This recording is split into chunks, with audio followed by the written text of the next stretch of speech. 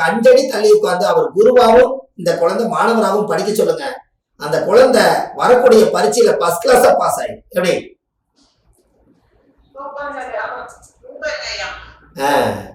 சின்ன சின்ன பரிகாரம் தான். ஒரு சப்போட்டா பழம், எனக்கு யாருமே உதவி செய்ய யாருமே இல்லைன்னு சொல்றாங்க.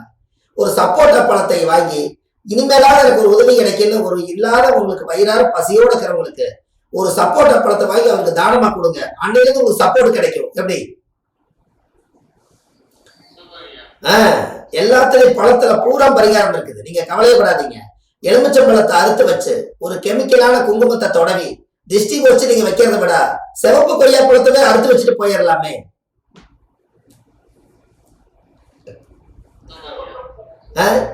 என்னங்கம்மா?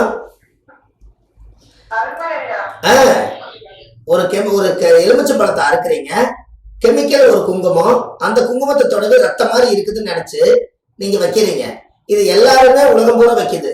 நீங்க சிவப்பு கனி, கனியிலேயே சிவப்பு கனி கொய்யா, இந்த கொய்யா எப்பவுமே பாருங்க, எல்லா மரங்களும் குழந்தையில இருந்து 50 வருஷம் ஆனாதான் மரங்களுக்கு ஸ்ட்ரென்த் அதிகமா இருக்கும். ஆனா கொய்யா மரத்துக்கு மட்டும் பிறந்ததுல இருந்து வளர வரைக்கும் அதுக்கு ஸ்ட்ரென்த்தா தான் வளரும். அவ்வளவு பெரிய கெட்டியான சத்தியான ஒரு கனியே கொய்யா கனி தான். அந்த கொய்யா கனி, சிவப்பு கொய்யா கனியில ஒரு மிகப்பெரிய ஒரு மருத்துவம் இருக்குது. நீங்க அதை 2 அறுத்து 2 மூடியும் கிழக்கு பார்த்து நீங்க சூரியனை பார்த்து வச்சீங்கன்னா, உங்களுக்கு எல்லாரும் எலுமிச்சம்பழம் வச்சிருக்காங்க, இவங்க கொய்யாப்பழம் வச்சிருக்காங்க, இவங்க வீட்டுல ஏதோ ஒரு சக்தி இருக்குதுன்ட்டு அந்த வீட்டுக்குள்ள உள்ளே கூட நுழைய மாட்டாங்க. இது அருமையான பரிகாரம் அல்லவா? அப்போ சின்ன சின்ன பரிகாரம் தான். நீங்க சாதாரணமா பாத்துக்கங்க.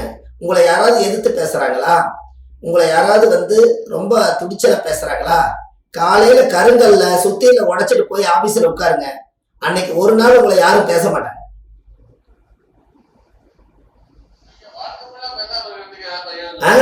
வாழ்க்கை உள்ள பேசுறதுக்கு நாம ஊமையாயிர வேண்டியதான்.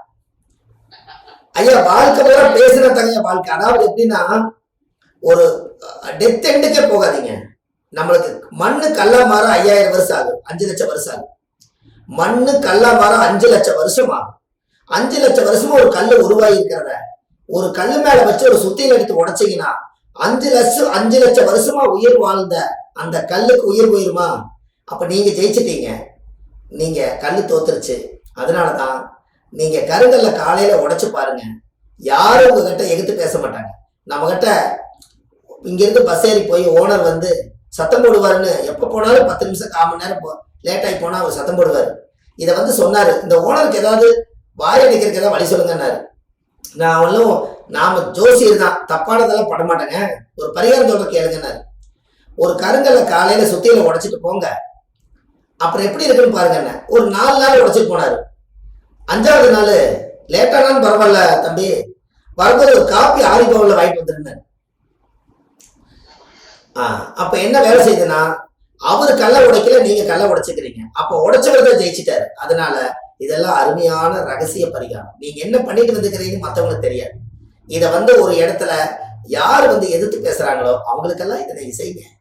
இதெல்லாம் கரெக்டா. அப்ப இதெல்லாம் ஒரு சாதாரண விஷயமா? இப்ப நீங்க ஒண்ணும் இல்லை, ஒருத்தர் காணாம போயிட்டாரு. காணாம போனவர் திரும்பி வரணும்னா நீங்க போலீஸருக்கு கம்ப்ளைண்ட் கொடுப்பீங்க. இல்லைன்னா 4 பக்கம் வண்டி வாகனத்தை எடுத்து தொடாவீங்க. காணாம போனவர் திரும்பி வரணும்னா ராகு கேது கோயில்ல போய் அந்த ஊர்ல எங்காவது இருந்தா ராகு கேதுக்கு மட்டும் ஒரு தீபம் போட்டு அவர் காண போனவர் மேல ஒரு அர்ச்சனை பண்ணுங்க. நீங்க அர்ச்சனை பண்ணி சாமி கும்பிடுறதுக்குள்ள அவர் வீட்டுல உட்கார்ந்துருப்பார். அது ஏன் அப்படி? வக்கரமான கிரகம், போனவர் திரும்பி வந்துருவாருங்க. ராகு வக்கரா, கேது வக்கரா, அசுவனி மக மூலம் கேது, திருவாதிரை சுவாதி சதை ராகு. இந்த 6 நட்சத்திரத்துல காண போனா நாமளே தேட வேண்டாம், நீங்க ஒரு வேலையை பாருங்க, அவரே திரும்பி வந்துருவாரு. ஏன்?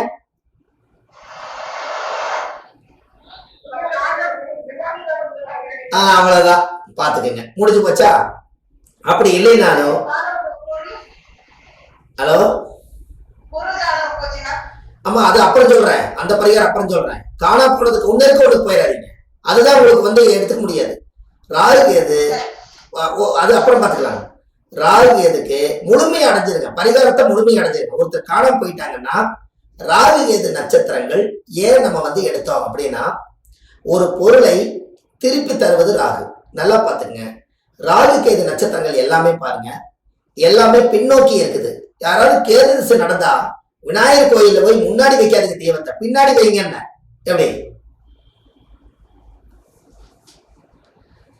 அம்மா புரியுதா? ராகு ரிவர்ஸ், கேது பின்னாடி தானே இருக்குது. அப்போ கேது எங்க அஞ்சுதல பின்னாடி தான் இருக்குது. பின்னாடி வச்சு யாராவது முதுகு கட்டை வந்து கேது விநாயகருக்கு வச்சு சாயம் போட்டு பாருங்க, கேது ஃபர்ஸ்ட் கிளாஸா வேலை செய்யும். ஒரு தெர்ப்பப்பில் வச்சு, தெர்ப்பப்பில்ல கொஞ்சம் கத்தரிச்சு போட்டு விநாயகர் கொண்டு தண்ணி எடுத்து ஊத்துங்க.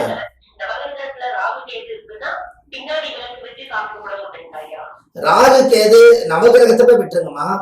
விநாயகருக்கு கேது திசை நடக்கிறவங்க விநாயகருக்கு பின்னாடி வைங்க. அம்மா நீங்க ராகு கேது நட்சத்திரமே ரிவேர்ஸ் தான்.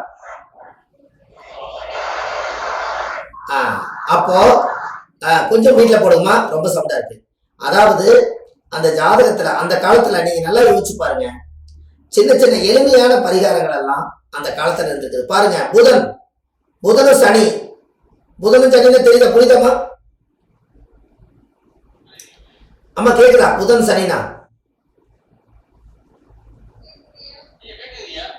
யாராவது ஜாதகத்துல புதன் சனி சேர்ந்திருந்தா அவங்க தலை சீவாம எப்பவுமே தலையை கையிலேயே கோதிட்டு போங்க, போற காரியம் ஜெயிக்கலாம். நீங்க தலை சீவிட்டு போகாதீங்க, தலை சீவாம சும்மா ஒரு தண்ணிச்சடை மாதிரி ஒரு சும்மா இப்படி தலையை கோரிட்டு போங்க, தலைக்கு சீவாதீங்க. ஏன் அப்படி? சனி என்பது மரம், பனைமரத்தை எடுத்துக்கங்க. புதனும் சனி தான் பனைமரம். சனியோட ஆதிக்கம் புதனோட ஆதிக்கம் அதுல இருக்குது. சனிங்கிறது பனைமரம். இந்த பனைமரம்ங்கிறது சனியோட சாம்பல் நிறமா இருக்கும், பனைமரத்தோட அடித்தொண்டு. அதுக்கு மேல போனீங்கன்னா புதனோட ஆதிக்கமா இருக்கும், மட்ட சோகையெல்லாம் இருக்கும். அங்க பனைமரம் பாருங்க, தலை விரிச்சு போட்ட மாதிரி இருக்கா? அப்ப நீங்களும் தலை விரிச்சு போட்ட மாதிரி போங்க, புதனும் சனி சூப்பரா வேலை செய்யும்ல. அப்ப பரிகாரம் எங்கெங்கெல்லாம் கிடக்குதுன்னு பாத்தீங்கன்னா நம்ம எல்லாத்தையும் எடுத்து ஒன்னா கனெக்ட் பண்ணணும்ல. சூரியனும் ராகும் சேர்ந்தா என்ன? நிழல் கிரகம் தான் சூரியன். அப்ப நம்ம கண்ணாடி, நம்ம முகம் பார்க்கிற கண்ணாடி போய் 3 தடவை 4 தடவை தலை சுத்தி, இத்தனை நாள இந்த முகத்தை நிழல நிறைய பார்த்தத போய் எங்கேயாவது ஒரு ஓரத்துல உடைச்சு யாருக்கு சேதாரம் இல்லாம எடுத்து குப்பையில போட்டுருங்க. முகம் பார்க்கிற கண்ணாடி உடைச்சு போடுங்க, முகத்துல இருக்கிற தோசை நிவர்த்தி ஆகி மறுபடியும் உங்க முகம் வசீகரம் ஆயிரும். அப்ப பரிகாரம் இருக்கா இல்லையா சொல்லுங்க? சூரியனும் ராகும், சூரியன் என்பது வெளிச்சம், ராகு என்பது நிழல். சூரியன் ராகு சேர்ந்த முகம் பார்க்கிற கண்ணாடி உடைச்சு போடுங்க, பரிகார தோஷம் நிவர்த்தி தானே. எல்லா நாளும் அந்த கண்ணாடியிலே தான் பாக்குறீங்க. என்னங்க அம்மா கேதுன்னா என்ன நல்லா சொல்லுங்க. சூரியனும் கேது சேர்ந்தா என்ன சொல்லுங்க அம்மா? நல்லா பாத்துக்குங்க, சூரியனும் கேதும் சேர்ந்தா ஞாயிற்றுக்கிழமைக்கு பூமுடி கொடுக்கறது சிறப்பல்லவா? பூமுடி கொடுப்பீங்கல்லம்மா கோயிலுக்கு போய். அது சூரியனும் கேதும் கேதுன்னு தொங்குறது முடி எல்லாமே அதுதானே. அப்ப சூரியனுங்கிறதான தலை. அப்ப பூமுடி கொடுங்க, சாமிக்கு வந்து பூமுடி கொடுப்பீங்கல்லம்மா.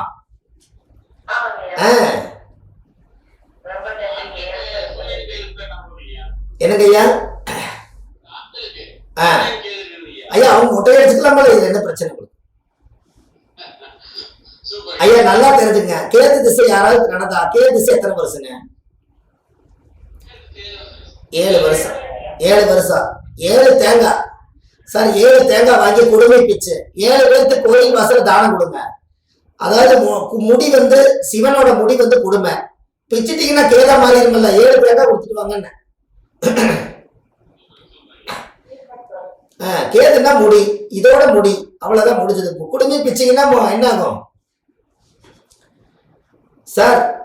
குடுமையை பிக்கலைன்னா ராஜாவாயிருவார் சூரியன். தேங்காய் குடுமை பிச்சா கேதா மாறிடுவார்ல. கத்திரிக்காய் என்ன கிரகம்?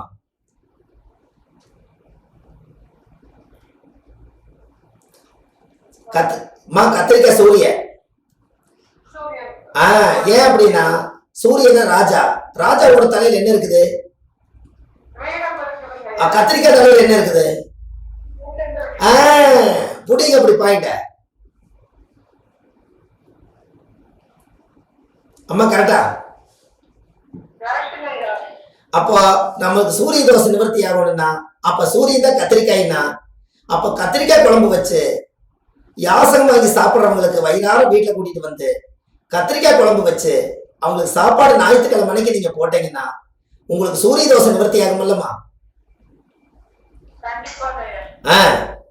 அப்போ ஒரு அவங்க எல்லாமே கத்திரிக்காய், பீக்கங்காய், வெண்டைக்காய், அப்புறம் பாவக்காய், இவங்க எல்லாம் அக்கா மாதிரி வர்றாங்களா இல்லையா? இவங்க எல்லாம் 11ஆம் மூத்தவங்க இல்ல.